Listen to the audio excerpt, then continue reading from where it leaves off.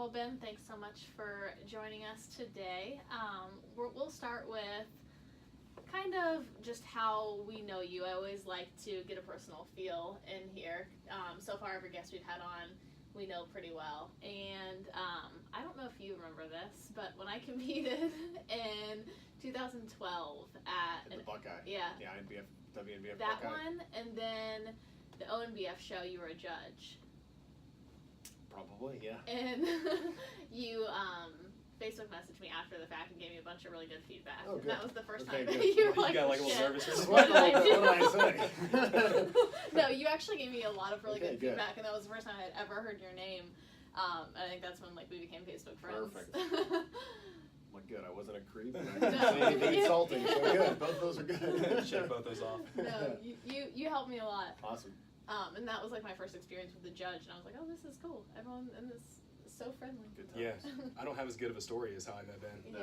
Yeah, just kind of through the industry I and know. everything. Yeah. Well, I mean, Columbus is a hotbed for all this stuff. Everybody has to know everybody. And Yeah, for me it was when everybody I joined. talks about everybody else. So Right. here When I we are. joined Metro Fitness Worthington, your name was thrown around a ton. So, yeah, and it was interesting to meet you though and realize like how actually genuine you were and down to earth. You know, you think of somebody who owns a supplement company, you don't normally get the best of vibes from, No. in my opinion. But, Well, I mean, that's so many people in the fitness industry anyway, is the disingenuous, the flaky, the fake, the, you know, pseudo knowledge, Yeah. the scam people. Like, I always tell people that if I wasn't so passionate about the science of it and what we do, I would not be in this industry Yeah. whatsoever. Yeah, No for way. sure. Yeah, there's a lot of fake people. I like to Definitely joke gonna that be I'm a dumb meathead and that I'm in this industry, but man, I'd be a philosopher, I'd be a scientist or something, Yeah. something totally different. Yeah. For sure. something a little more altruistic. Yeah, oh hell yeah. Yeah, no, I can relate. If it weren't for actually being able to have an influence and change people and touch their lives and stuff in the way that I do, I feel like I don't fit in with a lot of people. Yeah. Well, I guess Yeah. we'll kind of get started. So I think what we're going to do to begin with, Ben, is we want to just kind of ask you to tell your story. You know, that's normally how we start these. We do know part of your story, but a lot of this will be new for myself as well. Okay. So start from the beginning, man. Tell us The about it. beginning of all of it. How you got into more so How you related got to into bodybuilding. competing and Yeah. then starting more. So to make so I said, you know, philosophy and all that kind of stuff. So growing up, I was a big art guy. I was definitely an athlete for sure, but I was definitely an art guy, and that was kind of my passion for a long time. A combination of art and athletics kind of leads you into your own physique creation. It's an Yeah, artistic that is cool. outlet. So ended up in college switching to exercise physiology at the last minute instead of graphic design. As a combination of a lot of things, I was really into bodybuilding at the time because of that art stuff. I was really into the posing and the creation of what you're doing, and then I got really into the science and how that blends into it all. So it's really the whole time it's been my artistic outlet. Okay, Whereas so this was before it was traditional art. This is, you know, bodybuilding, and now my business. They're definitely my creative outlet for sure. Yeah. That's really cool. So, but That's prior neat. to you said that was your fourth year of college? No, I competed. My first show, actually, yeah, it was probably around my third or fourth year. Probably my fourth year of college. Yeah. And prior to that, did you train? Did you? Oh yeah, I mean, literally, I remember. I have vivid memories. My freshman year of high school, Yeah. gym class, lifting for the first time, Yeah. and seeing, you know, the gym teacher showed pictures of the Mr. Olympias at the time, and I remember just becoming obsessed with it. Yeah. And I was never like the comic book guy growing up. I was never like the nerdy kid that, you know, whatever. It was never those sorts of things. I was literally fascinated by the development and the idea that you could achieve something by applying effort and knowledge. I Yeah. was very drawn to that. It is cool how it has to be a combination of both. You know, you Yeah. can't Oh, have all for brawn, sure. you can't have all brain. Yeah. For Yeah, sure. and I've never heard anybody really explain it that way or come from an artistic background. Definitely. Because if you think about it, it is art. Every Yeah. bodybuilder, entrepreneurship, it's an art. And It's a of course creative it is, outlet. yeah. So that's cool to have. People that. ask me all the time if I 100%. was really big into pencil drawing. I mean, that was like my jam. And I literally, the day that I essentially started college and focused on exercise physiology and the rest of all of everything that I do now, that is the day that I stopped art, and I have never drawn Really? ever since. Just because you have the fulfillment and Yeah, outlet it now. just Yeah. transferred into one different thing, That's into a really newer cool. thing, something that I was eventually destined to do. Do you think that abstract perspective helps you with formulations and Absolutely. and I mean, I've always been very, very analytical, almost to a fault for sure. Yeah. I've lived my entire life based on analyzing and questioning things and communicating those things and finding out the truth of whether it's a behavior or an emotion or whatever it is. I've always been one to delve very deeply into anything I've ever done, and so that gives me this innate ability to take information that's accessible to anybody and put it together in a way that in my mind makes sense and nobody else gets it, but the final product makes sense, and that is cool to see that come to fruition. That makes a lot of sense. Yeah. You know, the ability to delineate information in such a saturated field is an art form in and of itself. Yeah, people always go, you know, what book should I read or what things should I do? And I go, I honestly don't have a good answer for you, because you could read everything. I mean, you could have better degrees, you could be smarter than anybody, but if you can't take that information and collectively pull what is useful and put it together in a way that makes sense, then it is useless information. Yeah. So yeah, that's very true. That's really cool too, because that you're so analytical, because you're a big picture thinker too. I wouldn't have guessed that. Yeah. I mean, the way that you are able to take risk and think that way, but then also really get in and be picky and fine tune all of the details within your company. I don't think it'd be that way if it weren't like I mean, truly your art. always look at the big picture first, and then you can. I've always said, and you've talked about it a little bit too. It's like people skip over the dollars to pick up the pennies in everything that they do, and the pennies are important, but make sure that the dollars are there first, and then once that's stable, then you can nitpick about the rest of it. For sure, and then you should. Yeah, I like that. I'm definitely just an abstract, big picture thinker. I need somebody else to pick up the pennies. Yeah, for sure. Yeah, any business idea we have, Aaron will have the idea, and then I'm like, whoa. Yeah. Like, let's start Wait a minute. here at X. Yeah, see, I mean, I always have 100 ideas and 100 steps involved in everything, and thankfully Deidre's been I mean, we complement each other so well in everything, but she is definitely the sounding board and the voice of reason, and keeps me from, you know, making a horrible decision, keeps me from jumping off a ledge. You know, calculated risk, yes, I'm on the end of too much, and she's definitely on the end of not enough, and so it's a nice balance. But there's been a few times that I've definitely pushed that, and there was a few times that we almost went out of business, like just because of risk. Because I was an idiot, basically, because I got excited and didn't analyze things like I'm used to doing, and I jumped ahead of that, and it bit me in the ass for sure. Well, we're definitely going to pick your brain a little bit on the dichotomy between you and Deidre working together with the business, so that's going to be coming. Tell us a little bit about your early struggles, also wins, when it comes to your work experience prior to starting your own company, bodybuilding. Tell us about some of the adversity you went through early on. Yeah, from a bodybuilding perspective, so like I said, I was an athlete growing up my whole life. I don't talk about it publicly, it's nothing that bothers me. I had a pretty substantial birth defect in one of my legs growing up. I had basically a short leg, short foot, bowed back bones. Yeah, very weird development. I had a brace on my leg for a long time. When I was 14, I had growth stunting surgery done on my good leg. Is that right? To even things out, but it didn't do it perfectly, and so I'm very crooked all the way down. I'm actually supposed to be like 6 inches taller than I am. I have very severe scoliosis. I have very severe joint problems. Yeah, uneven muscular development. So I mean, even sports growing up, I played soccer my whole life, and there'd be every now and then I'd be like, well, my hip hurts, and I have no explanation for it. Well, that's because one of your legs is 2 inches longer, and your joints aren't lined up. Yeah, and to be able to be successful in bodybuilding. Yeah, well, and part of that, honestly, like when I said I got into exercise physiology, part of that was kind of, you know, circumnavigating around those injuries. Yeah, to rehab things and to become and to make myself. I was always, you know, I wanted to be the best at everything that I was doing. I was a varsity athlete. I never got subbed out of games. I was very good, and not being able to do those things, I wanted to figure out a way to maximize that, you know, to get back to it and then maximize what I was doing. And so then my own obsession with that, coupled with my analytical nature, just kind of, you know, made me go down that path. Those I mean, that's always been a challenge physically from that perspective, especially from, you know, competing, symmetry, the ability to train the way that you want to train without getting an injury, no matter what you're doing. I understand biomechanics better than most. I was a physics and biomechanics whiz in college, probably more so than even the chemistries and the, you know, biologies. And I can conceptualize it in my brain in a 3D manner that most people, I can't even explain it to most people, but I can't necessarily do it. Something's just going to go. That's interesting. I kind of want to take a quick tangent, and then we'll get back on track here, because you talk about, you know, your experience in physics and biomechanics, and I happen to fully agree with the style that you train with. Let's talk about that for example. Yeah, and I get that a lot. We can kind of relate it to a lot of this new age theory with a lot of tension techniques, a lot of very slow eccentrics. You know, there's a lot of different ways that people are trying to skin a cat right now. Explain to me a little bit about your Man, it's all over philosophy. the place. You mentioned tension. Tension is such a bastardized word. Tension and intensity are the two worst words that people use when talking about training. Just because something feels a certain way doesn't mean there's more tension. And just because you contract harder or go slower or, whatever. Tension is a math equation. Mhm. I mean, it's force. Force is mass times acceleration. To an untrained eye, somebody moving a weight fast looks uncontrolled, it looks sloppy. And to an untrained individual who doesn't understand it, both physically and conceptually, they're lessening their tension because they're not accelerating using the muscle, they're accelerating using something else, an external force.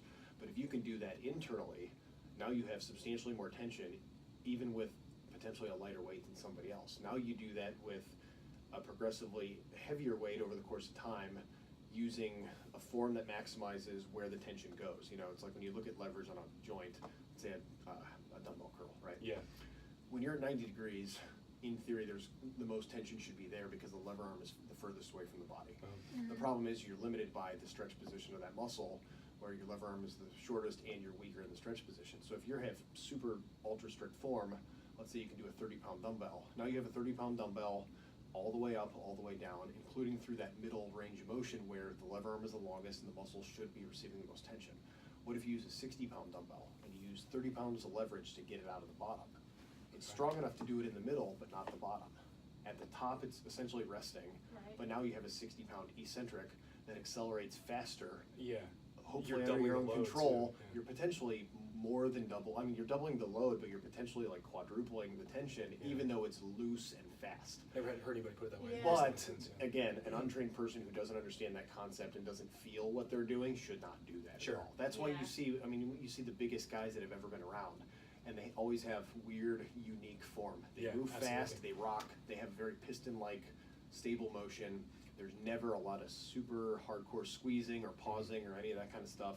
And they don't know why they're doing it. They know that it feels a certain way, Yeah. and they know that they've responded to it, so they've evolved into Yeah. that over time. I just can conceptualize that a little bit better than Yeah. somebody that has been doing it innately, over time. That's really cool. And if anybody's ever followed Ben, or if any of you guys do follow Ben, he's got one example of this is your unique form with your deadlift. But you figured out that your biomechanics work with this kind of short Yeah. ROM and the I way got that stumpy you deadlift. legs, yeah. I got Yeah. those stumpy legs, yeah. Yeah, and it all makes sense now. People always Yeah. ask me why I do that scooping thing. When I powerlifted years ago, I didn't do that. That's Mhm. not a deadlift. But I figured out that doing that scooping motion gives me a lot more hip motion and puts it where I want to put it. Yep. So if I don't do that, it definitely, if I'm trying to do, let's say them for, hams, glute type stuff. If I do it that way, I feel it much more. If I do it the traditional way, I feel it much more in my back, which is cool if that's what you want to do. My back development, especially my erector development, it's ridiculous, partially Yeah. because I have short legs and a longer torso. So leverage-wise, for years and years, I've adapted to having very, very overdeveloped erectors. So for me to hit Makes sense. what I'm trying to hit, I have to change the way that the leverage hits those muscles. Okay. I don't care what it looks like. That is cool. If you can close your eyes and have nobody ever watch you do anything, Yeah. and you feel it, then who gives a fuck what it looks like? Absolutely. Yeah. That's Absolutely. You're not. Textbooks are great for instruction for beginners and understanding basic concepts, but advanced people do not follow the first chapter of a book. Yeah. Yeah, it's very individual. You have to find what works Yeah. for your Yeah. biomechanics and your body. And I'm not saying I'm perfect at it. It's always an evolution of things. I think there's always a happy medium between, textbook form and load, or the emphasis on weight, or throwing, using a ton of weight. Yeah. And that changes for everybody, and obviously injuries and things come into play. And you don't want to do anything dangerously. Obviously, I talk about acceleration.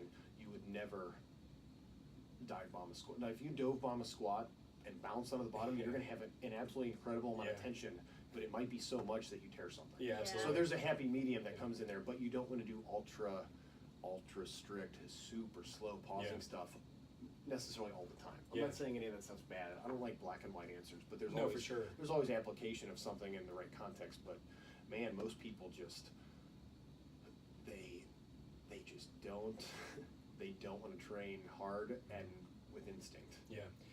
I think there's something maybe psychological to it too, because Erin's been training with me now for a while, and she's getting sick of these long rest periods, these, very, Yeah. very focused on the work set type training. So last night we went and did this just brutal metabolic stress workout. I mean, it was a bunch of giant sets. We did like 25 squat, 25 hack squat, and then walking lunges. Man, I threw up afterwards, but it was kind of like a nice refresher. Oh. Of course, yeah. So now I'm going to appreciate those. Well, yeah, I mean, and as much as I have my own theories on the way that I approach things, Yeah. I love going in and just saying fuck it and just winging it with somebody else. Yeah, for and sure. doing something totally different For and sure. throwing up or maxing out or doing 10 sets of 10 of something retarded. It's like Yeah. whatever you're going to do, that you have to do that kind of stuff. Mentally, you have to sometimes just go there. Yeah, Yeah, for just sure. refresh. I think the problem that the industry's facing now is that there's so much information and so many young people coming up that are like RPE of 8.5. Yeah. What the fuck does that mean? We're gonna get Yeah. into all Of of that. 8.5, give me Yeah. a fucking, put your calculator down and go Yeah. fucking train. Yeah. I mean, I think most people don't, they just miss that aspect Yeah. of it. There's an Yeah. animalistic part of being an athlete that For sure. they forget. And 99% of people, if they say that their RPE is an 8.5, that they have a rep and a half in the tank, they actually have like 12 in the tank. If somebody, Yeah. If they had their idol next to them, Yeah. or you That's a always good way hear to put it. you always hear like the gun next to your head model, but like, Yeah. I'm pretty close friends with John Meadows now, but when I first met him, I was scared to death. Right. Yeah. And the first couple training sessions we had, he was right in my face. And I'm Yeah. like, You're I'm fucking 30% quitting. stronger. Oh, cool. I can only do 10 reps. No, you're doing 25, Yeah. and you're gonna die when you're done. Yeah. I go, you know what? And I'm good for that. It's a lot of So- truth to that, yeah, for sure. I was way stronger when we started dating and living Yeah. together, and I wanted to impress you. And Me now I'm too. such a baby. Yeah, me too. I'm like, Yeah. no, I'm not getting 5 more. Yeah. Anytime anybody's around or there's a camera on, it's like, all right, let's Yeah. fucking do this. Uh-huh. Mhm. Go for you. So we'll kind of shift gears here, Ben. Tell us a little bit about prior or pre-Morphogen nutrition. What was your career experience? What'd you do? I've always been curious about this. Yeah. So Dieter and I always joke that my whole path was meant to lead to this. Mhm. I've only ever done essentially one thing or two types of things, but it's basically been this industry. So I have a BS degree in exercise physiology. So for a number of years, even as an undergraduate, I essentially did program management. So I ran fitness and wellness programs at what was Kent State's rec center. I ran all the personal training stuff and a lot of the fitness floor people as a student. I was the student manager for a long time. So I had a lot of experience with management, and a lot of that was educational based. It was teaching people how to do things. I was very good at certifications, and I could, ace anything, walk into any test and do it. After that, I basically bounced around a little bit in a couple different facilities doing management type stuff and teaching. Ended up at a corporate wellness facility and ran that for about a year, ran all the programs, ran all the classes, hired all the trainers, trained all the, But you were educated and trained all the strictly trainers. in management rather than like actually training. I did a lot of Yeah, training pretty in much there. everything. I did a lot of training for a long time, but I was so good at the management aspect that I hated the training. I'll be honest with you, I hated the training. When I first got into school and I was exercise phys, I had no idea what I wanted to do. I go, I'll be a personal trainer. Right. And I did a lot for a lot of years at a lot of different types of facilities, and I hated every fucking minute of it. Yeah. I hated it. I said that earlier. It's like the first chapter of a book. It's like, imagine reading the first page of the same fucking book every fucking day. Yeah. Yeah. To people that don't want to read the book. No, that's a fucking really insane. good way to put and it. Yeah. now you have this vast knowledge and this vast ability to apply knowledge and maximize human potential, which is everything I've ever been about, Mhm. to somebody who doesn't give a shit. Mhm. All because you have bills to pay. And so now you're pressured to be a salesman, and now you're pressured to do this, and I hated it. So on the management side of things, it was much better for me because I say management, but I look at it as more of mentoring. So after I got out of the corporate wellness thing, I ended up running all the fitness wellness programs at the University of Akron for 6 years. And I hated the student affairs, the political nature of being at a university, but I absolutely loved my students. Mhm. I had probably 100 students at all times. I was their mentor. I helped them get into grad school. I helped them get professional jobs. I helped them get awesome. Yeah, that's really certifications. cool. Yeah. The whole time that I did that, I also taught part-time in the sports science department, so I taught exercise physiology courses and loved it. While all that was going on, because it was free, because I was a full-time employee, I decided to get a master's degree. Okay. I regretted not getting a nutrition double major as an undergrad, and that's a much longer story, but basically the nutrition and dietetics field is mostly shit. Yeah, Especially we in the talk about lower this all the level. time. The bachelor's degrees with the 20-year-olds who have no life experience, who their dad pays for them to live somewhere where they get an internship at a cafeteria, and all of a sudden they think they can tell you what to do. Yeah. And all they've read is that first chapter of that book. Uh-huh. Yeah, essentially. I There's studied no nutrition for 2 years, Yeah. or 2.5 years, and then finally when I started doing my own research, I realized like everything that I had just learned is antiquated. Like what am I doing? It's, Yeah, so that's what extremely it's outdated. 40 years Yeah. old. Well, and I Yeah. always said, like, you'll have a dietitian who's 40 years old. And I'll say she because most of them are she's, and that's very stereotypical. But so, she came Yeah. from her own, let's say, her own disordered eating battle, which is totally cool. But that obviously influences her current choices. Or she's a vegan, and that currently influences whether she wants to admit it or not. Now you have this person who, and I say, and I don't want to tear anybody down. They're a professional, and they're supposed to be an expert in their field, and they have a bachelor's degree, and they did a licensure, and that's great. Yeah.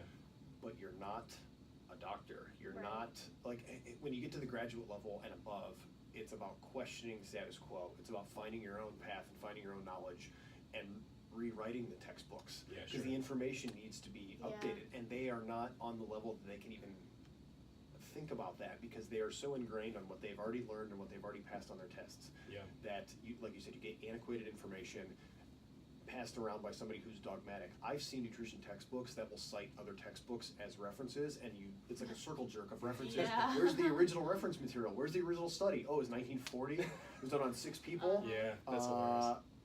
No, this is non-applicable, especially when you got into the sports nutrition realm. Like, I was never, medical nutrition and parental nutrition, all that, cool, not my thing. Yeah, for sure.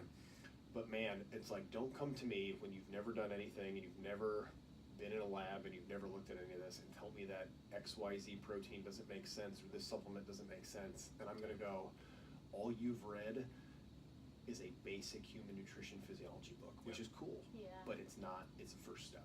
Right. There's so much more that goes into it. So in grad school, I eventually had a master's degree in nutrition dietetics while I was working full time, while I was teaching part time, and during that time period, I also had started Morphogen Nutrition on the side. So it was a lot of years of a lot of stuff. How old were you around this time? Late 20s, Mhm. probably. Yeah, 27, 28, Mhm. probably 28 at the time. So I started working at Akron when I was probably 26 or 27. So I'd been there for almost 2 years before I started grad school. Mhm. And the whole time I was there, the student development aspect was still big, and I'm still very close to a lot of my old employees. Some of them have gone on to essentially do what I did. Like one of my very close friends, who's now local in Columbus, she's the fitness and wellness manager at Ohio State University. Oh, And nice. she literally was my employee as an undergrad. I had her in class. She was my graduate assistant at some point, and then she graduated while I was still there and got the job at Ohio State, making more money than I was making at Akron. And I was just her mentor for the last Yeah. 6 years. Is that Alicia? It is, yeah. Yeah. And there was a number. I mean, there's a dozen people just Yeah. like that. So the ability, again, to acquire the information and to relay the right amount of information without, it's like, people go, oh, Ben, you know so much. I don't, though. Here's the thing. I don't have the Krebs cycle memorized anymore. Yeah. I don't give a shit. Yeah. I understand the concepts of it, and I'm able to apply it in my own life, apply it to my own career, and give the information to somebody that needs it in a way that they can utilize it. And that's always been a good skill set of mine. So that was the mentorship and the education. I love teaching at the university. We always talk that if Morphogen bombed, I'd go back and teach. I'd find a college somewhere and I'd teach for sure. Yeah. That's awesome. And it got to the point that, fitness management and teaching at a university in exercise, that's not a very lucrative career, even if you're the best of the best.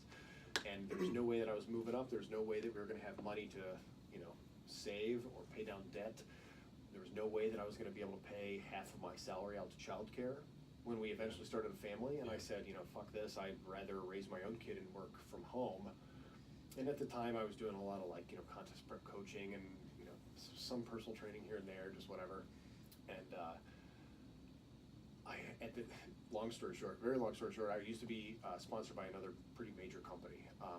Back before there was all these affiliate programs, and before there was a lot of, before any of that stuff. I mean, we're talking 12, 15 years ago. Yeah, this was something like actually that. something I was going to ask you For a about. number of years, yeah, and at the time it was a totally good gig. I got to work the Arnold, and I got to do photo shoots, and they paid for some of my travel and for shows, and you got a stipend, and you got XYZ, and then things started to change with the way they treated the athletes and the types of athletes that got the attention and who got to go to the Olympia. It's the bimbos. It's For sure. Yeah. And I understand marketing, and that's partially why my business does not do that. I Yep. just don't. For me, that's not who I am. That's not what I want to be about. I don't judge anybody else for doing it, but that's not my style. Yeah. And it was a combination of knowing that I would financially not be able to provide for children or do that with my job, even though I was very good at it. And I loved my students, and I miss that interaction, daily. But I also had a pretty extensive nutrition background. My whole research focus, everything was sports nutrition supplementation. My advisor and mentor at the time was one of the original researchers that did all the creatine stuff, and he had all these connections, so he and I traveled around a lot. We did a bunch of studies on caffeine intake and power output and this and that at different universities under some pretty major professors in the industry. Yeah. So that was my whole thing, even in grad school.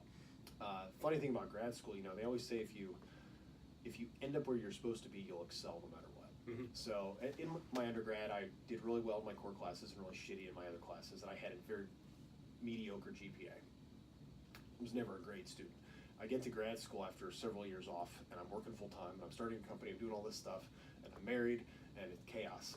And I never studied. I almost never took notes. I sat in the front, and I paid attention, and I discussed things in person. Yeah. And I thought about things, and I fucking smoked everybody. And I found what I was supposed to do. I literally walked in there, and I made these girls who were dietitians and had been working for years and had all these degrees and all this shit, and I had taken one nutrition course, and I walked in there and I fucking smoked everybody because that's what I was supposed to do. And it's not because I could memorize the Krebs cycle, because fuck that. It's because I could take the knowledge and I could apply it, whether that's a test or a product formulation or helping somebody out, and that was always my best skill set. So it was a perfect storm of being frustrated with the old supplement company I was with, both with their product formulation and the way that they treated people and the way that they marketed things, coupled with my education, coupled with my innate desire to educate and provide information in the right context without without changing who I was, without ruining my integrity or what I valued. I've lived my whole life in a very truthful manner, for good or for bad. I've always felt that even if you're truthful, if something becomes bad or ends, then it was supposed to end, because that's the truth of the situation. And so I took that into the business, and literally I came home one day and I said, you know what, fuck this. I'm done with them. I'm done with this job. I'm going to start a business. I'm going to start a supplement company. I love that. Yeah. And Deidre goes, and had I have done this with anything else, she would have been like, no. No, you're not. I'm in charge of the money. You have you're not responsible enough. You don't even know how the bills are paid. We're not doing this. And I said that, and she goes, go for it. Yeah. And That's I drained awesome. our savings down to 10. I probably shouldn't say this. You could say I drained our savings down to $10 for like a few years. Really? Wow. Because it wasn't a huge investment initially, but I took all that money and I had a couple connections with some manufacturing, and I understood some of that, and I basically said, I'm gonna do this. Yeah. And I'm very much the type of person that it's on or it's off. And if I'm into something, man, it is on, and I'm not sleeping, and I'm not doing anything Yeah, I can until relate it's to that. perfect. Yeah. And I literally for days called off sick at work, didn't sleep, and I made it every product name. Most of that even we still have today. All the original formulations, all the original taglines, the mission, vision, value state, everything. The way that I wanted the logos to look and the letters, and That's so cool. And I Yeah. literally did it in a span of 2 or 3 days, and then Deidre handled all the articles of incorporation, all the legal stuff, and figured all that. And within 3 months, we had the first flavor of the first product in our hands. And that was Alphagen. Yeah, We Alphagen, had that's the what I very thought. first version of Alphagen. We had the OG flavor, which was watermelon at the time. I think I remember that. Yeah. And then it was all right. I'm not a businessman. I'm not a salesman. I never was. so you got this awesome product. It's like, So how let's do I sell it? let's tell people about it. And I always said, if this bombs, then I have several years worth of awesome pre-workouts to use for myself. Worst case scenario. And you give it to somebody, and I always have firmly believed that if you make something great, that's not a gimmick, and it can be backed up by stuff that is tangible, evidence, education, non-deniable information, right? Then you don't have to defend it. And if people like it, they will tell somebody else, and they will try it out of curiosity. And if it's great, they will like it, and eventually it will snowball. And we have literally done that since day one, with zero marketing, with me having zero business knowledge whatsoever. And over this whole journey, I talked to a ton of other supplement company owners, some of them very big time. I've trying talked to tell to you what to do. store owners and chain owners and manufacturing companies, and everybody goes, that's not how it's done. Yeah. You shouldn't do that. I go, I don't fucking care. Yeah. Because I'm not one of those companies. Because Yeah. there has to be a room for a company like ours that does things so differently that I don't have to worry about what other people do. Uh-huh. I don't have to, defend myself against XYZ brand at XYZ store because that's irrelevant to me. Man, My that's customer so is cool. not their customer. They're a totally different demographic. They value what we do. They're a little more educated. Yeah, they're not 20-year-old bros who are influenced by lightning bolts and Right. tingles and, you're not and competing there. weird words. And no, that's just not my thing. Yeah. Not my thing. Yeah, So, you like people who look at the ingredient list. yeah, but I mean, and like I said, the whole journey, everything that I have done from the second I transferred from art to physiology has literally turned into what I have right now. Uh-huh. Yeah. It's been one singular path with a lot of, weird deviations, but it's been the same path. That is really cool. Definitely. How it all pieces together. Yeah, it's so neat how you made a decision. You knew that you probably could have gotten to, let's just say, profitability, for one example, or one metric. You could have gotten there 5 times faster should you have taken X or Y or Z route. Oh, you God, know? yeah. And, I mean, for you to be able to look in the mirror and say, I'm not going to do that. I'm going to be patient, and I'm going to stick true to what my values yeah, are. I mean, just the initial cost of the goods alone Yeah. is lunacy for most people, but because we don't have that business model, then I'm pressured by distribution and margin and Yeah. salesmen and massive volume, Yeah. and we don't have that overhead, we don't have that reach, we don't have the stress of that, we're not pressured to make a shitty product. Yeah. For those who are listening who aren't necessarily familiar with your product, let's just give them a little bit of reference. So can you Yeah. compare possibly, we won't name any other companies. Good, I can't talk about that. Yeah, let's compare Alphagen to a general pre-workout Okay. as far as dosages and things. Okay, so the traditional model in the industry, which is literally 99.9% of everything that's out there. Mhm. Some brands are much better than others, and I will totally give credit where credit's due. But ultimately, the idea is to make a product that costs up to X amount of dollars, because you can't make an infinitely expensive product. Yeah. Then you have to sell it for X amount of margin, otherwise there's no motivation to sell that product. So then you sell that product to, let's say, a distributor. If you have a salesman, then they sell it direct to the store or maybe to the distribution company, but either way, there's multiple middlemen involved that eventually, step by step, it gets into a store and then to the consumer. So you'll have a product that might cost $3 to make, or let's say $5. And we're referring to, like, say, one container of pre-workout. One container, so let's say one generic, 300-gram tub of whatever, some microdose scoops, whatever, stimulant heavy, whatever. It costs $5 to make, and that's potentially being generous for some of them. They'll sell it to a distributor. They'll sell it at a 50% profit margin or 100% markup to a distributor for 10, who then sells it for the same 100 markup to a retailer for 20, who sells it to the consumer for 40.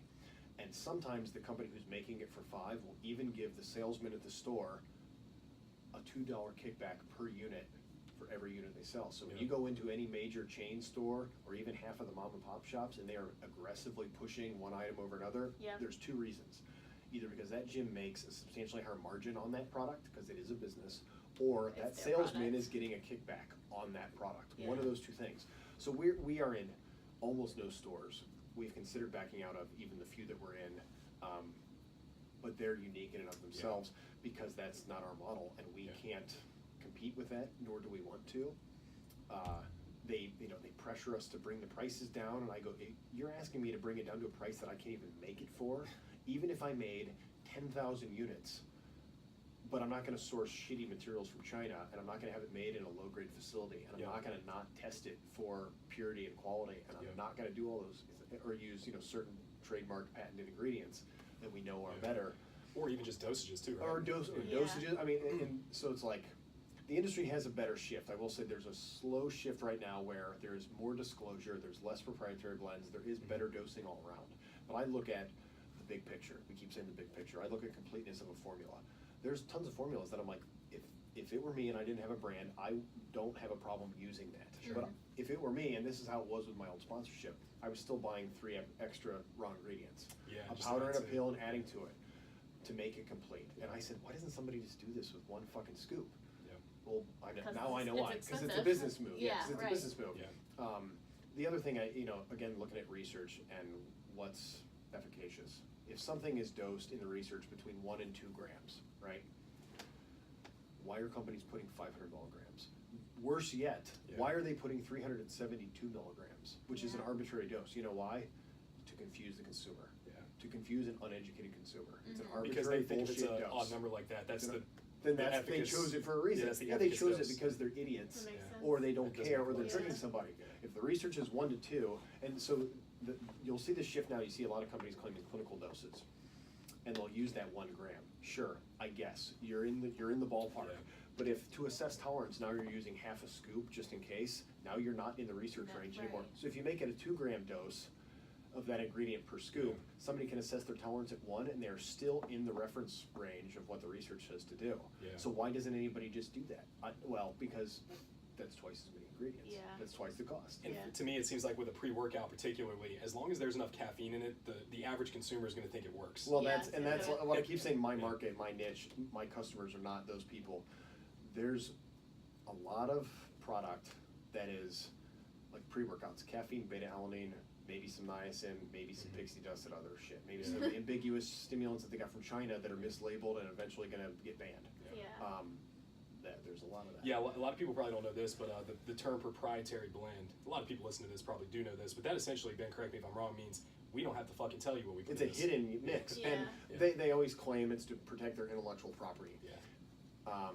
Sure. Most of the time it's because it's cheaper. The The Right. thing Because they is, can yeah. take the thing cheapest is if ingredient. you're not known, nobody's going to copy your intellectual property. And if you're that well known and they copy it, you're still You're on the shit. top of the mountain. Right. You're still the lion that Yeah. everybody's chasing. You're the leader of the pack. You know what I mean? We've actually very recently gotten some kind of less than perfect copycats on a couple of our products. I was going to ask you about that. And it's flattering, I was and gonna say, I bet do- that makes you feel great. doesn't it? For sure. It makes me laugh a little bit. Makes me aware of what's going on. Makes me realize that we're bigger than we maybe think we are. Yeah, that's a compliment for sure. For sure it is. I've noticed actually some much bigger brands doing that as well with a lot of things that we're doing, which That's is very awesome. cool. Yeah. But because we're direct to consumer, because we aren't pressured by margin, because we have low overhead, we don't have sales They're staff, not gonna be able we to don't have, compete doing that, yeah. even if they can make 1 product, they can't make 15 products. Yeah. And every single, literally by the end of this year, every single product category that we have will have some designated product that has no holes.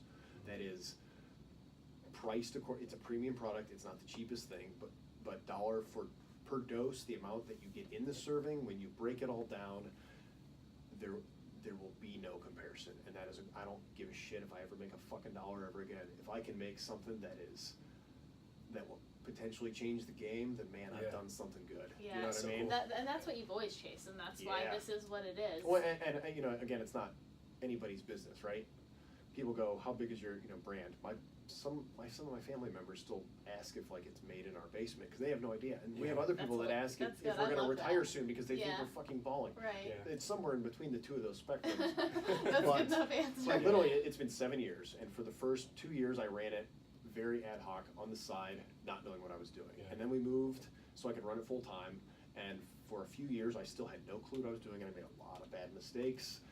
And I just kind of found my focus and found the way that I wanted to do things. And I finally took a paycheck, my Yeah. first paycheck. And you know Today, what? right? It wasn't today. It was Oh, last that's week. right. Yeah, Yeah, I took a like- paycheck last week. Yeah, and it wasn't a huge paycheck, not a life-changing amount. But in 7 years, every cent's gone back into the company, Yeah. and not I mean, there's a lot of reasons that people could say this and that, but like we've never been pressured to pay out money to owners and sales reps, and Yeah, it's taking on crazy loads of debt. overhead. Yeah. We're marketing debt. I mean, some of these companies are spending 6 figures on marketing. It's Yeah. like no wonder you're pressured to make a shitty product and sell for a high margin Yeah. and sell high Right. volume at the expense of integrity because you have bills to pay. Yeah. I was very fortunate enough, you want to talk about Deidre a little bit, like she is the rock of our whole life for sure. I'm very good at what I do. I always joke that, if there's 100% of things in life, I'm very good at 3% of those things. Like I'm better than anybody at those 3%. Uh-huh. But the other 90% of those things, I am a lunatic, idiot, Yeah. horrible. And she's that 97%. And so I was very fortunate that we could live off of her and live very modestly and filter all that money back in while I figured out how to run a company. Yeah. Yeah, And that supports and everything. grow, because we never knew it was going to grow into anything. And because there's a paradigm shift in the type of consumer who values what we do, they value quality. Uh-huh. They're tired of gimmicks. They're tired of being scammed. They're Yeah. tired of tainted products or stuff failing drug tests or you name it, stuff getting banned. it's picking up, and we've been at the forefront of that since day one. When all the store owners and all the other company owners and the manufacturers were telling me that I was stupid for doing those things, I'm blowing past people now because we've never, ever, ever wavered from the things that we've valued. Man, there's so much to be learned from this conversation. Yeah, for sure. And that's not just business. And I'm still not a good businessman. I still don't know what terms mean. I don't know how to have business meetings. I don't know how to make sales. These are all things that are foreign to me, and they probably forever will be. But man, if you can find something that is valuable to you, and you can apply the right information, and you can sleep at night and have dignity and maintain your integrity, and you never ever waver, and you grind, and you never change, then it has to pay out. Because the truth will prevail, and goodness. And this sounds so cheesy, but Jesus Christ, like goodness of what that is has to come out on top, because eventually people get tired of being burned. Yeah, that could be a career move, that could be an educational move, that could be family, that could be relationships, that could be the way you raise your children. That's anything. And the journey to get there is tougher, and it's not certain. But once it's there, and that's where we're at now, it's not there. It's not going to regress. We're not. We have so much stability. It's out of control. Yeah, you guys say. I mean, you talk about not marketing, but altruism is so marketable, and you can't fake that. You only fake it for so long until people find out. People would 7 figure you years out later, for sure. you guys are sticking beside your formulations. You're still around, and that's the very way marketable. The way that I've acted and talked to people, and the way that I've done everything, people have questioned it, and people have told me to adapt a little bit. You evolve as a person, but I am who I am, and I am not changing. And if people don't like it, then they can go somewhere else, because that's. And I'm not saying that's good or bad. That's their path, and that's my path. And if somebody wants to hop on the path and find value in what I'm providing in whatever context that is, then great. And if they don't find value in it, or if it doesn't help them, then find your own path, for sure. You said something interesting, that you continue to follow your own path and be true to your values, and this will pay off. But I feel like for you had a payoff when your first product hit the market. You had a payoff when your second product hit the market. Oh, it was more of an intrinsic payoff rather than chasing a dollar amount. Of course, yeah. I mean, whether or not that's ego or pride or something less harsh than that sounds very selfish, but it's a culmination of everything leading up to those points. All the education that I had, all the management experience, all the education that I provided, the connections that I made, and all the connections that I made in this industry were a result of helping other people. Yeah. How do you find contract manufacturers to make your products? Do you know how to find those? Because you either get lucky, or somebody tells you information that they aren't privy to tell you. Yeah, like why would they give it? Then they give you that because you provided them a value with something else. Yeah. I was given all my first information and contacts by, believe it or not, a very good friend of mine who owns another supplement company, and I actually helped him formulate most of his line, and he gave me all of his contacts. Yeah, and you also say you're not a business person. That's business 101. Well, be nice to other people, and people reciprocate. There's a subject that we talk about a lot. It's there's a book called Give and Take, and it talks about how the longevity of business owners, some takers at times will make it, like Enron's CEO. Yes. He made it for a while, but eventually it collapsed. It was a house of cards. Yeah. You came in as a giver. You just want to give to the market, give to the people around you, give your students, and that ultimately has led to what you have. And most of the most genuine givers, they don't even realize it. Reading that book reminded me so much of you, because it's like, you're right. You do nothing for your own benefit. You learn something, and you just want to help the people around you, right? Help them rise up. Yeah, you ultimately get a lot of. I get a lot of fulfillment by just sharing stuff with people, lifting my. It's awesome. I mean, how can you keep that in you and let it fester in you without giving it away? So maybe it is selfish. Who knows? Because I get a lot out of it. So you know what? If it's makes you feel good and it's selfish in that regard, but it benefits others, then it's much better than being selfish otherwise. Yeah. All right, we'll shift gears here, man, and that's awesome. And just to remind you guys, if anybody's interested in finding Ben, we'll give his Instagram handle and other information at the end of the show. But Morphogen Nutrition, our cabinet is completely stockpiled at this point between the four of us with Morphogen products. But we're going to talk more about certain products that you have in a minute. If somebody were to ask you, hey Ben, I've been lifting for 3 or 4 years. I'm ready to kind of take. I've picked up a lot of the dollars. I'm ready to kind of optimize. What would be your top few supplements for performance and growth for a prospective bodybuilder, we'll say? So if it's a bodybuilder, so when people come to me, they always ask, what should I take? Yeah. I always ask, I'm sure your DMs are full. The same question. And I always ask 2 questions back. I say, what is your budget? because I'm not trying to oversell. That's not my goal. Right. And what are your primary goals, or goal, singular? And I've always talked to, the personal training world and the fitness world, everybody has the same 100 goals. And I always say, he who chases 2 rabbits, catches neither. So what is your first priority? So if it's bodybuilding or in the off season, what are you trying to grow? And then I look at where do you have a hole? Is it performance in the gym? Is it recovery? If you're using, let's say, performance enhancing drugs, is it health that's holding you back? Yeah. And there's a way that you can kind of piece together what's missing. Is their diet shit and provision of nutrients is low, but the other stuff covered? So from there, then you just kind of build in what could be recommended. And obviously I'm going to recommend my own stuff because we have no holes. We have something. We have a pre-workout. We have a recovery. We have this and this and this that are each respective product category that is very complete. But in terms of singularity of ingredients, there's certainly a number of basic recommendations. Yeah. Well, let's talk about maybe one specific one. I'll give you an example, a case study. And this is something that I do with a lot of my clients. Anytime I have a client that comes to me and they're having trouble with recovery, first of all, they're always high strung, they're a type A type person, they work 12-hour days, then they get to the gym, they're always stressed. It's like Morphogen is just such an incredible product. Let's talk about that for a minute, if you would recommend that. Well, and that's funny that you mentioned that. So that product was never originally designed for that person, but it's exploded with competitors in mind. So it was more of a cortisol suppressing around working out, that kind of... Yeah, in general, or I used to piecemeal some of those ingredients together way back in my active competitive days, the last 6 weeks before a show or peak week to just calm nerves, get rid of cortisol-induced bloating or digestive problems or whatever it was, and then the application of that for year-round use for certain types of people into business professionals and teachers and moms, it just exploded.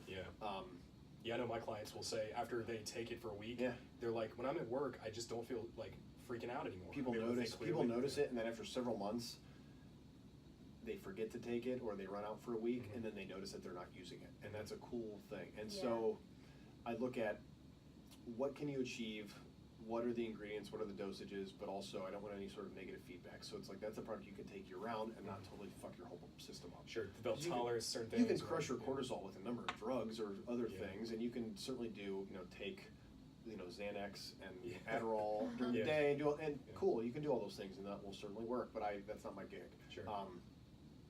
It's a very versatile type of product category because people go, what does it do? So the ingredients that we have in something like that specifically it's very cortisol driven, but it's estrogen management. I don't say estrogen reduction necessarily because unless you have artificially elevated estrogen from, again, like performance enhancing drug usage, then you're going to need a pharmaceutical aromatase inhibitor. DIM is not going to necessarily cut it in that situation. But if your E1 to E2 isn't balanced, it'll balance that out. If your cortisol is high, it'll balance it out without crushing it. If your testosterone, because of your cortisol, isn't optimized, it will optimize that within a certain range. So it hits the effects of what happens from chronic stress, whatever that situation may be. It hits that from multiple pathways leading into what it could be from. So that's kind of how we approach every product is end result of what the goal is, what are several different ways to get there, and then what are the ingredients that do those things, and then what are the dosages, and then can this be built into a product? Man, that's really neat. So one of the mechanisms of action behind the blend is that it helps you stay parasympathetic more than less? Or? Yeah. That's pretty neat, man. Yeah, not wound up. Yeah. It definitely brings down some of that constant all-day fight or flight. Yeah, and that's any type of client that I talk to. That if I'm on the phone with them and they're like, what about I had to do this, and then I just couldn't track my macros. I'm like, okay. And you know what? And here's the thing. And turning that on when it counts is awesome. Yeah. And this isn't gonna stop you from turning it on. But man, like the people that are in the gym, so it's like I like 2-hour workouts. Yeah. But you know what? I'm not turned on for 2 hours. Okay. Especially at home with Deidre, but especially I never turned on. But it's like these people, like the game face and the anger and the music, and it's like, man, just fucking sit down and like check your texts and like send an emoji to your buddy and just chill and just breathe and chill, because you can turn it on again for that, and it helps you reach that all day. For sure. I'm way better at telling people that than actually applying it. No, for sure. Because then then even though that's not a mass builder, that's not a muscle builder, that's not traditionally a recovery product, that's not a nutrient provider, it will affect your ability to maximize those other things that are going to lead to what your goal is if it is building muscle. Absolutely. Yeah, that makes really good sense. Yeah, it puts your mind in the right Yeah, place. it wouldn't be necessarily a flagship item for that particular goal unless that was an issue. Right. But again, if the goal is size, what's holding you back? If it's calories, if it's nutrients, digestion in general, if it's stress, is it workouts? Too many people these days, and I said that earlier, nobody wants to throw down, nobody wants to fucking be an animal in the gym. Again, turn it off between the sets, but man, when you turn it on, turn that fucking shit on, and don't be a bitch. And add weight to the bar, and I've always said I'd sooner, even in a depleted state, I'd sooner take a set down a rep than take it down a plate. Yeah. You know, people miss that. They miss the stimuli. They worry too much about minutia, pre-post workout, all that stuff, and that's great. But if the training's there and the productivity's there, then you can do recovery, and then you can do other stuff. Yeah. Provided that the diet's there. It all cohesively ties together. Yeah. It's a good answer. Yeah. Makes a lot of sense. Versus me going, oh yeah, man, you should totally use these 4 products. Like, right. I just can't do that. I just can't do that. Yeah. I mean, man, it's like, even now I have 2 kids, and I would love to make enough money to do things for them, but I just cannot. Yeah. I cannot oversell. For sure. Cannot. Well, the whole idea of supplements in general is to support the system. Yeah. Not to, Oh yeah. Not to Everything I've replace ever. it. Yeah. I mean, it's the whole philosophy of undersell, overdeliver. Yeah. Don't sell somebody on a product. Convince them of an ideology and of a benefit, and they will make a choice on the sale themselves. It's not a hard sell. Definitely. Yeah. It's not my thing. We could sit here. I could pick your brain on your products for a long time. I feel like we should probably shift gears though. Too long. We could do this again. Yeah, definitely. You want to We just run down the definitely could do this 200 again. ingredient list? Yeah, I'll tell you one thing, and this will be the last topic we'll cover on this boat, but man, Morphogen. If anybody's having sleep issues, Aaron and I both struggle with sleep, and it's been something that, going back to that parasympathetic state, having trouble just turning off. Yeah. I've tried GABA before. I've tried melatonin before. I've tried all these things, but and Finibit. Do you have Finibit in it? No, not in ours. Okay. For some reason I thought you did. But it's interesting. That one is a little dependency related. For Could be an issue, and that's something that I don't want that to be an issue. Yeah, No. like you said, Well, don't You wanna can shake it you can out. still maximize your results and circumvent something like that. Like looking at a pre-workout, there are a lot of novel stimulants out, and they do what you want them to do. They boost your catecholamines, they give you a dopamine boost, they do all these things. But if they do those at the expense of your nervous system getting fucked up, or the legality of the product, or the potential safety of the product, how can you achieve the same results? You might need to use 5 separate ingredients that all do certain things, but that can be done. And that's how we made Alphagen. That's exactly how we made it. For Was sure. because we didn't want to use DMAA I was just getting Yeah. to say and rely on yeah. DMAA, and Yeah. and then it was DMHA, and then it was amcitrate, and then it was Yeah. urea durensis, and then it's something else, Yeah. and it's She was just also. talking about clear shot the other day. I was gonna say It's I all something love else. DMA. I loved it. But, This thing, I loved it too. It worked. And if you used it properly. Yeah, Um, you definitely can but develop you independence. can get and pretty much the same effect. So like Phenibut in a REM, you can get, or even like a pharmaceutical type of thing, up to a certain point, you can get very similar benefits to certain things if you understand the paths to get there. Yeah. It might be 10 paths and not one, but you can get there. Yeah. So that's like, I like GABA, I like melatonin. Melatonin is another one that people dose it so high and they wonder why, things change over time. Like you've developed a dependency, that's a hormone. You don't need, we have melatonin in REM, but it's 0.5 milligram per capsule. It's Yeah, most people not say like that 5. much. And so Yeah. it's synergistic with the rest of it, and we did that on purpose. Specifically for this formula, we did that one on purpose to not make it so over the top. I love GABA. Yeah, me too. I love it. I used powdered GABA back in the day in huge doses, like stupid doses. Really? Oh yeah, for sure. But just to see what it would do. Yeah. Yeah, All the time. I've powdered GABA up there, and Erin, Yeah. it's interesting. I was It gonna makes ask her about breathe that. funny. Yeah, it very makes me, deep, shallow. I makes say me deep feel like I and can't shallow. catch my breath. It's like you're trying to breathe deep, but the oxygen intake is very shallow at the same Yeah. time. Yeah, and it's a very light air, shorter breath sort of sensation. Obviously, you get the tingles sort of thing, the itchies. Everybody gets under their elbows and their forehead or whatever it is. I like the feeling though. Yeah, I do too. Yeah, so we have GABA in ours. It's not. Honestly, I wanted to put 5 grams in it. There's no way that we could put 5 grams in all those capsules, and most people can't tolerate 5 grams. Yeah. Or Yeah. even half that. So Yeah, we put I- 3 grams, which is still very efficacious. But even Yeah. if you're using less capsules, it's enough that it's not going to fuck you up. Like GABA can fuck people up if they're not careful. I'm very with what they're doing. sensitive to it, and Yeah. I like the way that's Yeah. dosed. Well, I see, in feel REM, good like, with that. I in feel REM- it a little bit. A lot of people look at REM and they go, dude, no one's ever, same thing, no one's ever going to do that. You shouldn't do that. It's 10 capsules. 10 capsules is the maximum, but it Yeah. doesn't mean you need 10 capsules. No, Yeah, I took 10 capsules one time, and that He was too started much. off taking Yeah. 10, and I was like, why not try? Oh, I did. like, The very first time I got it, I took 10. Hell yeah, why wouldn't I do that? That's right, that's- yeah, No, fuck that's, yeah. that's I'm not doing that now. So now he's back to 5. Yeah, I take like usually 7, 6, Yeah. 7. Yeah. But anything more than that, man, the what is it? The HTP, Yeah. 5-HTP will make me have the most vivid, crazy dreams about babies biting my fingers off. Yeah. About, like, Dude, just serotonin's nuts. wacky, man. Here's a Yeah. funny story about 5-HTP. So I've done a lot of self-experimenting outside of the research realm, and I don't want that to sound shady or illegal, but I'm like, you know what? Let's see what a gram of 5-HTP does. Because it's not, the literature shows that that's not going to injure me, Yeah. but let's can just see what it does. Yeah. I'm telling you right now, you should not do that.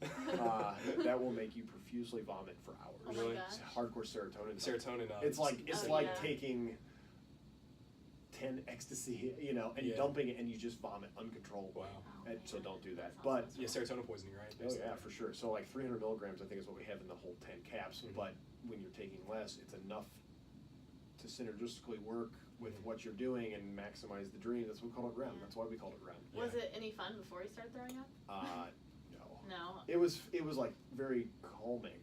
Yeah. Yeah. It was so much that it was too calming, where I expected to be more of a peppy sort of sensation. It was Mhm. definitely more of like I'm melting into the couch. Yeah. Oh no, now I need to get up and go die. Yeah. Sort of situation. Yeah, I've done that a lot. 5-HTP Yeah. puts me in the couch, even a small amount. It makes me extremely tired. Yeah, for sure.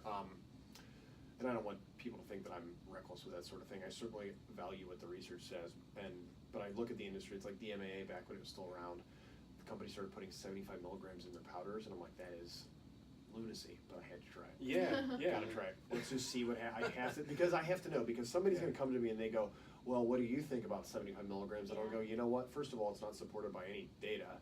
Second of all, it's probably unsafe. But third of all, I've done it. And Yeah. let me tell you about my Yeah, experience right. in doing it. Or people will go, there's nothing, can you stack your fat burner with your pre-workout at the same time? Yeah. And I go, legally we don't recommend that you do that, but I'm gonna tell you that I've tried it, and here's why you shouldn't do it, Yeah. because it's a really bad idea. No, that's. But makes I've tried it perfect and I've sense, done yeah. it, and I've done it to the point that I know I'm not going to get injured from it, but I have to know, or it's like putting, people go our non-stim pre-workout Volugen. People go, have you ever tried 2 scoops? And I go, yes, I have, and you will get massive diarrhea because it pulls so much fluid Oh, into right. your vascular space that you will get osmotic diarrhea from water flowing through you too fast, and it will flow through your gut too fast, and you will have raging diarrhea 30 minutes into your workout That from makes sense. 2 scoops. 1 scoop is money. Yeah. Especially Yeah, I love when Volugen. in enough fluid, Yeah. to provide that. But if you do that with too much, you'll give yourself osmotic diarrhea. I've done it, so don't do that. Gosh, that's crazy. Some companies are making their own, like some manufacturing companies are making their own various extracts of ginger and things like that that Mhm. are very kind of sketchy pseudo-stimulants, and they're putting them under trademark names, and so it's hard to even find what the parent plant is or what the active chemical is. Huh. Like there's no way to even know what it is. That's interesting. Yeah, and it's funny because when you find when you're in the industry and you have some of this insider knowledge, or when you're me and you pick up on that shit like a hawk, if I see that specific ingredient in like 3 brands, I know that they're all made at the same facility. I also know that that facility had their owners a couple years ago get indicted for a number of really Right. bad shit. One of Uh-huh. them's in prison, and the other one's gonna end up in prison, and so the company who manufactured it is terrible, and the company selling it is either unaware or they don't care. Yeah. Either way, that's not something and people don't know. They don't know because the company's not gonna tell them where they're manufactured, but you can certainly disclose if it's a certified good manufacturing practices facility, if it's FDA audited, Mhm. not, I shouldn't say it's not FDA approved. That's a horrible way to even say it. It's not, Because I- nothing is. No, is yeah. Nothing. Well, no, it's not like any of that kind of stuff. But basically, the FDA goes in on a GMP facility and they make sure that they're not fucking up. They make sure that Yeah. they're not making drugs. They make Better sure than that they're not. nothing, yeah. I mean, even like this with everything, they'll make sure that if they make samples for me, they log that in a database to the milligram. Yeah. So when they come in and they go, so you're missing 10 pounds of synephrine. Where did it go? There's no question. Yeah. Whereas the companies that aren't doing that are flying under the radar, that's who's making these people's products, and that's how they're making very small runs, like 100 tubs at a time. which no good manufacturer is gonna do that. They're doing that for these smaller companies who then make a shitty product that's potentially unsafe, and either they don't know or they don't care, and then they're marketing it very well, and people don't know. Yeah. There was a stimulant that was in a few different pop-up brands a couple years ago, and those brands are still around, and I'll say they're relatively big. They are affiliated with very, very, very well-known fitness celebrities, very well-known.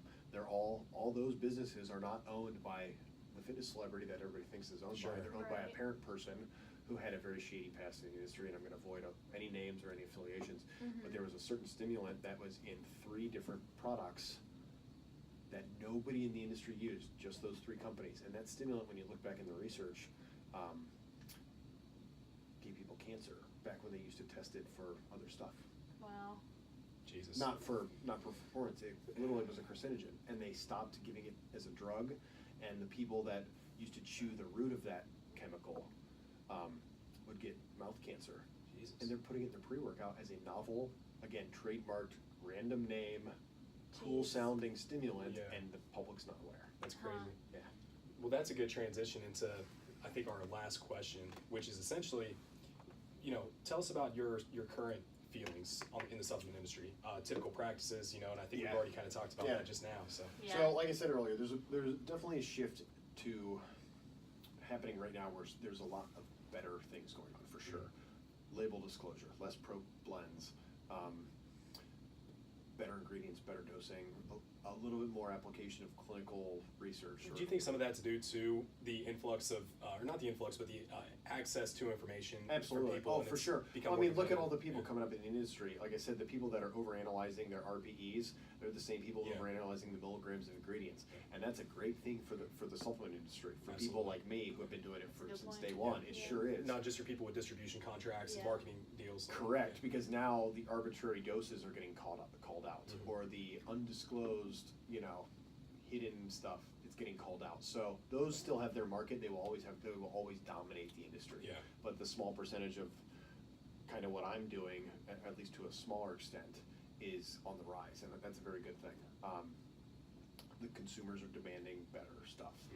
They just are, and that's fucking great. That is pretty awesome. It's about time to see. And people, aren't you worried because now everybody's going to be doing that? I go, no, because they should be doing that. And since we've been doing it since day one, everybody knows that we're one of the leaders in doing that. We have enough brand recognition now that it's not going to affect anything. And nobody can copy us, like we said earlier. Nobody can copy everything we're doing. We don't have a $100,000 marketing budget to worry about. Had the direct-to-consumer strategy always been there from day one? Day one. That was never, So pretty much very early on, we got pressured by a lot of local stores, or people tried to get us in stores, and at the time we entertained it because we just didn't know. We didn't know what direction the business should go in, but I always knew if I make this and just sell it to people, I can make something that's expensive to make, and I'm in complete control, and they get a better thing. The problem is convincing people to do that and having a reach to even talk to people to begin with. That makes sense. Going into stores is big. The online thing is big. Going to Amazon or going to bodybuilding.com and just finding everything you need at one spot is easy, and it works from a business perspective. That's one reason, not just my own goals, but one reason that I very aggressively in the last year pursued every product category that I thought was worth pursuing, and aggressively tried to make something unmatched.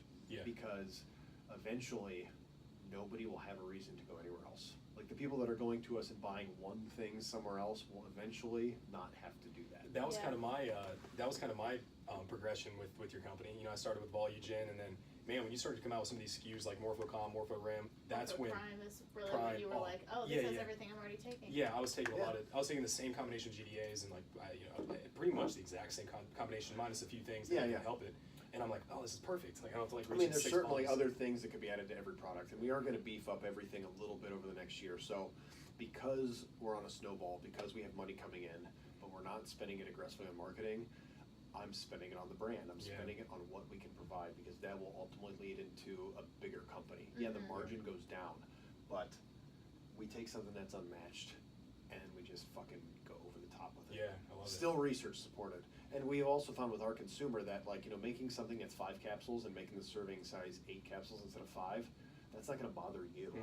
That's going to bother some, you know, uneducated, willing person who, you know, doesn't have the effort and doesn't value what we do, and that's fine. And I'm not going to make something that's so stupid. You know what I mean? But we know that people value that, and we know that they'll do it. Yeah. So let's do it. And those are also the people who are much more likely to share an excellent product with their friends. Like, hey, look, this works. You know, their friend's probably just as educated. You talked about Morphogen, so that came about because I was buying all that stuff individually, and I was trying to get my parents to do the same thing. Yeah.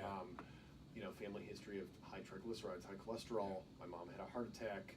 You know, my dad's blood work was fucking terrible, and all this stuff. And they're just, I'm not gonna buy those. I'm not gonna take all those pills. And I go, why don't I just do this? Yeah. And so I did it. And we weren't sure what if anybody would care at all, and it exploded. And now we have a lot of very well-known IFBB pros who are sponsored by other companies who order from our website direct, and I talk to them on Instagram all the time. Yeah. They're sponsored by other companies, and some of them are in America, and some of them are in United Kingdom, and some of them are other places, and they can't talk about it, and that's fine. Some of them have a lot of their clients, you know, that they prep clients, they have all the clients using stuff. But nobody can talk about it because I'm not throwing money at shows, and I'm not throwing money at these athletes, and but still, good products are going to spread like that. And if you get them in influential people's hands who have knowledge around this stuff, who aren't influencing for the wrong reasons. Right. That's the ticket. Yeah, the people that are sharing what we're doing and influencing other people are doing it because they believe in it, and it's a good thing, and it's the truth. Yeah. Remember, I keep saying the truth will prevail. The truth will lead to something good. That's what's happening. You have so many people who will share your products on social media, and literally they're saying, look, I'm not affiliated with Morphogen. This is a damn good product. They specifically say it, and they're doing it because they believe in what we're doing, and they want the word to be spread because other people deserve to hear it, and that is absolutely the most humbling and exhilarating thing that's ever happened. That we have a brand, we have something that people who don't even know who I am necessarily, which is great, understanding the brand, loving the brand, promoting the brand because they believe in the truth. Yeah. And that is fucking awesome. Yeah. That is. Well, but this has been awesome. I think we're already probably extending it too long. We could do several of these. We hope to have you back. I can talk for 20 days. I can listen to you. We don't want you around that long. So let's talk about just one last thing, and that's going to be anything that you want to share as far as future plans with Morphogen, whether it's upcoming SKUs, things that you're working on. You know, share with us. All right. So small updates to everything, or almost everything. My plan is a few more flavors of some of the flavored stuff. Again, product categories. Every type of product that makes sense. So we have. I want to hear about the neurotropics. So we have Morphogen coming out, and I want to keep saying it's in 2 weeks. The manufacturing world is funny because you always get told one thing and something happens. Whether it's, you know, a graphic designer doesn't get back to you fast enough, your label has a period in the wrong spot, you need to fix it because it's all GMP compliant and needs fixed, and that's totally cool. All this stuff takes time. You can't rush greatness. You just can't. So I'm big on cognitive development and mood and how that can affect your whole world.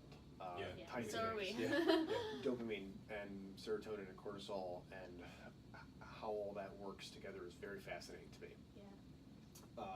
Being in a major city, and before I had children, being very much into a social scene, you're exposed to a lot of drugs. I'll just be honest with drugs, and drugs are not my thing. But I'm curious, you know, as a science-minded person, I'm always curious. You know, I keep talking about how you can, you know, can you circumvent DMAA and make a pre-workout that's just as good or better using other stuff? And I kind of think about that with everything. So like Morphogen, instead of buying a black market, like a black market smart drug, there's a million of them, especially in Russia. There's a ton of them. What are the legal, safer alternatives? What are the dosages? How do they all work synergistically? Can you put them in a product? Are they flavorable, or do they need to be in capsules? And this is where it's just the R&D process, and it's back and forth and seeing what works and testing it on yourself. Like the first versions of Morphogen that we tested were fucking great, but two of the ingredients specifically, we put them at the top of their recommended range, and it was too much. And they had a few side effects, nothing major. I got some dull headaches, or you know, whatever it might have been. And so we backed those down, and we added 2 more things in there that were much more chill that kind of balanced everything out. And I look at, so when you look at products, it's not just every ingredient that could work synergistically together. If something is safe and it might help, I'm all for trying it, for sure. So some people go, you know, why do you have this in there when the research shows that it may or may not work? Because it's not going to hurt you, and if it might work, and it might work synergistically with all the stuff that does work, then it's only going to be better. And they go, well, yeah, but that costs you more money to make. I go, yeah, okay. Yeah, people should Cool. know by now that's not. I don't care. Not a concern. I don't care. Now, I certainly have a ceiling as to what I'm able to do. I still have to grow the business. Yeah. And it's not even about payouts. It's literally about filtering it back in to grow. Yeah. Because if I make, if I make one product and I sell it, I have to be able to buy at least one more product with that money. Otherwise, you go out of business. And if you sell that product enough, you eventually have enough excess that you can buy the next product. And then eventually the next product, and then eventually a new flavor, and that's how we've grown. So literally in 7 years, every 6 months we have enough funds to buy one new SKU. And now we're to the point that we can probably buy 2 or 3. Yeah. So by the end of 2018, I think we could have upwards of 20. I don't think it'll be quite that many. So I'm working on a whey isolate. That's a very complicated market.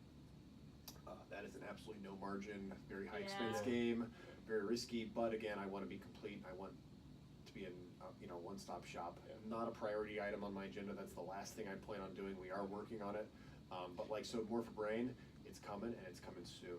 So 2 questions. Did you see the recent study about, I don't know who, it was independent, where they analyzed, I think it was a couple hundred different protein packaging. Like, I think they bought them all on Amazon. Oh yeah, I did see that, yeah. Was it 7 or like 90-something% of them were contaminated or something crazy? Or they didn't contain the right amount. Like they were off by X amount of percentage of what should have been on the label. So labels are always allowed to be off a little bit. Yeah, it was the label discrepancy, but then they found like particular arsenic. supplement? It was a ton of it was protein powder, but there was literally like 50 brands. Yeah. It was almost every off the brand. shelf, Really? and some of them had other stuff in them that you don't want. Some of them had way less protein than what was on the label, and you're talking like some of them were major brands. Yeah. Like they've been around for decades. Wow. Yeah, they found Major like toxic brands. levels of like arsenic in some of them. And like, here's the crazy thing: so stuff. protein powder is always going to have heavy metals, any Yeah. food-based anything. I mean, ingredients, anything. But it shouldn't be substantially high levels. Here's what that tells me: 1, poor manufacturing practices. 2, if it's poor manufacturing practices, where are they getting it from? Because even so, like I have my products made in a manufacturing facility, but they don't make whey protein and creatine. They're buying whey protein from a whey company who makes bulk whey for everybody. Yeah. And then the creatine comes from a few different creatine companies we've talked in the about world, this. and that's how the whole industry works. Yeah, it all comes from a few of the same places, right? Unless you're buying it from China, or from who knows where, and then it could be contaminated. And then it's a matter of it's not made in GMP, it doesn't pass label claim, the COAs are off, it's potentially unsafe. That company's fucking everybody. Yeah, that's crazy. Period.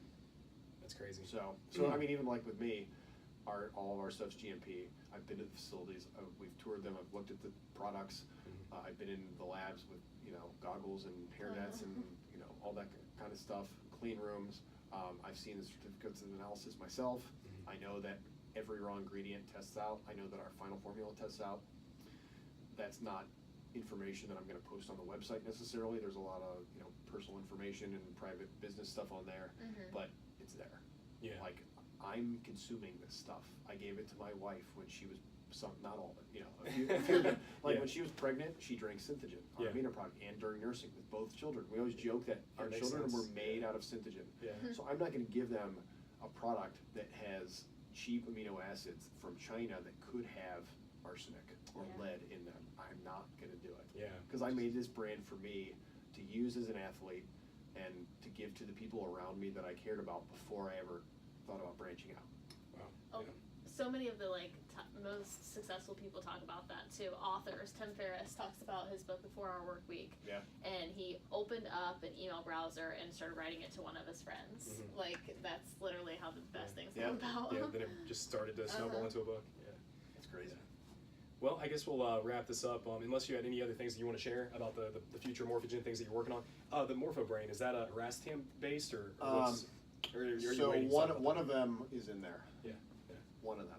I'm really the coolest one is in there, but it's not such a crazy. So that's one of the ingredients that we had a much higher dose in the test versions, and it was very much too much. Yeah. We lessened that quite a bit, and it still is very noticeable as part of the totality of the formula, but it had to be less. And so, again, most of everything we make, top of the research range. But then when you're looking at the synergism of putting a formula together and how certain things can interact, especially neurotransmitters. You have to, and you have to try it. Stimulants and neurotransmitters, you have to try it before you make it and give it to somebody else. Yeah. You have to. And I've tried more weird shit than anybody and been like, yep, that's too much. Yeah. That needs to be less for sure. Man, that sounds like fun though. But it's good. So it's coming. I love Literally, it was the labels were delayed. It's finally in production. I keep telling everybody 2 weeks, and my God, it should be here in 2 weeks, and it is fucking wicked. It's wicked. And it's customizable. It's a 6 capsule dose, but you can take less. You can take them split apart a little bit. You don't want to take it too late because it does have some mildly non-traditional stimulatory properties. Yeah. It's not caffeine based, but it does have some of that kind of stuff. Well, and all those sort of any kind of neurotropic to me synergistically pairs well with caffeine. So you can take that separately. And that's the plan. So people can take it with a coffee. They can take it with an alphagen. They can take it with something else, and it will work. I didn't want to add stimulants to it alone. Then it's not customizable. Yeah, makes sense. So yeah, tons of stuff. We have some really novel stuff that I'm kind of working on, like stuff. We have a product called Morphogen that I'm working on that we don't even know if we can make it yet, but I'm trying so hard. And it's literally compounds that kind of don't belong in any singular product that all have merit by themselves that I've never seen anybody put in one product before. Okay. And the application of how those would be taken by the consumer is something that is very novel. Yeah. But I see a potential benefit in both doing that as well as stacking it with other stuff. In, let's say, like a mass stack or whatever, a growth stack, whatever you want to call it. We have a lot of that kind of stuff. There's always that kind of stuff going on. Other things, just some cleaner updates. As we grow, I keep saying marketing's never been the goal. Eventually, you got to give in one day. well, it's the branding of the. Yeah. We're reinvesting into the branding of the company and what the company is. Sharing your story and sharing your process. And that means eventually a cleaner, better website. Nothing over the top. Cleaner, better images, a little bit more media, shakers, shipping boxes. I know all this kind of stuff that's not forced, it's not contrived, but it needs to happen to grow. We are a premium company. Our products are ultra premium, and the rest of it needs to reflect that. So, well, I know from my perspective, you have so much knowledge that you can share. So anything that you can delineate to your marketing staff could be based around just literally sharing information, giving away free information to help people learn more about what they're putting in their body. Oh yeah. So that to me seems like a perfect thing for you guys. I mean, there's so many ideas that we've had, and like I used to write articles all the time. I wrote for Lead FTS for a while, and I've written for some magazines that were published all over the world. We're talking way back in the day. I did a lot of that, and man, it's just I just don't have the time for that. Yeah. You I don't have the. I know. Just get a recorder. Doesn't have to you be this know set what? up. I don't have time to take a shit by myself. Hey, you can record while you're taking a shit. Yeah, that could be a thing. Yeah, I actually did that on some of my Insta stories ages ago. I actually did something real quick where I was on the toilet and I was talking about something, and I go, "This is either gonna be well received or not." Yeah, and I had so many people DM me and they go, "Dude, toilet talks, toilet talks." Yeah. I go, "Yeah, but then like all the people that think this is vulgar are gonna be pissed." I write all my content on the shitter. Dude, I do a ton of. I mean, shitting and feeding my kid. Those two things, man. I can have one hand free and get done what needs to get done. So yeah, I mean, there's always stuff going on. There's always improvements to be made on the back end of things. It's funny, you talk about like adding that kind of stuff and adding whatever the marketing is. Like, if we were to do that right now, You couldn't handle it. it would be so Yeah. much because we're already growing. Right. You We're don't wanna grow growing too so fast. we're growing so much because of what we're providing in terms of tangible goods that. Right. The rest of that stuff is something that I'm so passionate about, and it's just, right now it would potentially crush us, and it would also crush my schedule because I'm we don't have a giant staff, or we don't give this work to a million other people. I'm very much in control of every single aspect of every single thing that goes on purpose, and it's overwhelming and it's exhausting, but I'm not going to change that anytime soon. Good. No way. That's awesome. Yeah.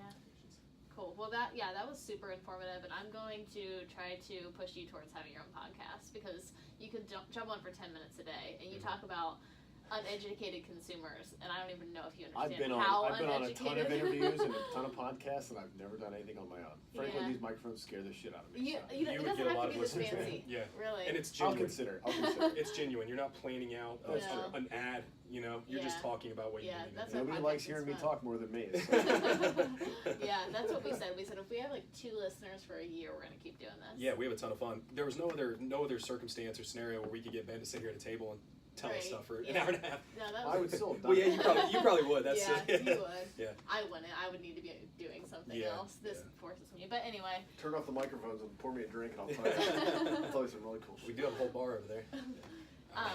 No, but thank you so much for doing this. No, I think my it's going to pleasure. provide so much value to both of our audiences. Yeah. I know you really blew my mind on a lot of things. So we like to ask everybody this. The name of the podcast is Flow State of Mind Podcast. And Flow State, I'm sure Ben's familiar with this, but we'll. yeah, our listeners know what Flow State is. But anyway, completely immersed in your whatever you're doing, you're losing track of time. How do you find your flow? What's your flow state? Oh, how do I find it? Not necessarily how do you find it. What allows you to go there, to be in a flow? Like you said the other day when you were working at 5 a.m. and time just lost. You lost. Oh my perspective. gosh, yeah. I mean, What is it for you? I need space for sure. Mhm. I need no distraction for sure.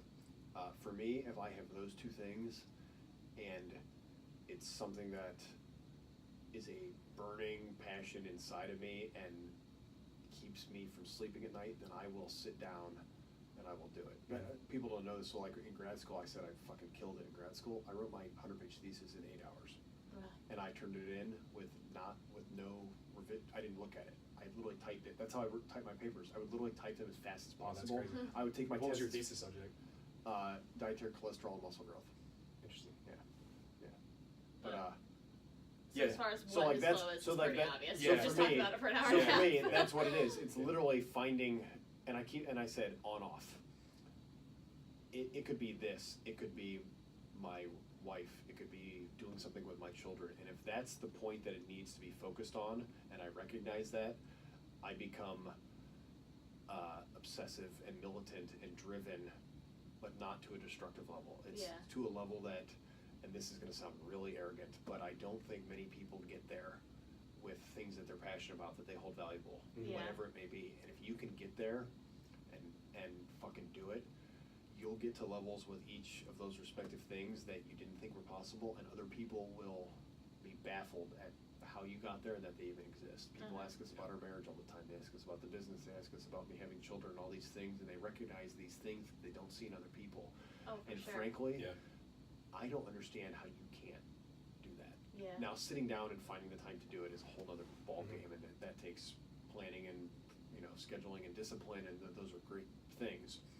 I'm not even saying I'm hardly the most disciplined person, but I'm a very passionate person. I'm a very focused person when it counts, and when you find that, don't stop and fucking go. That's a beautiful answer. Yeah. Yeah, that was good. That's a beautiful answer. Well, thanks again, Ben. This has been a ton of fun. Now we're going to go probably pour Ben a drink, and we're going to talk about some other stuff. And yeah, thanks guys for tuning in. We can't wait to talk to you guys next time. Again, this is the Flow State of Mind podcast. I'm Jordan. And I'm Erin. And thank you guys again.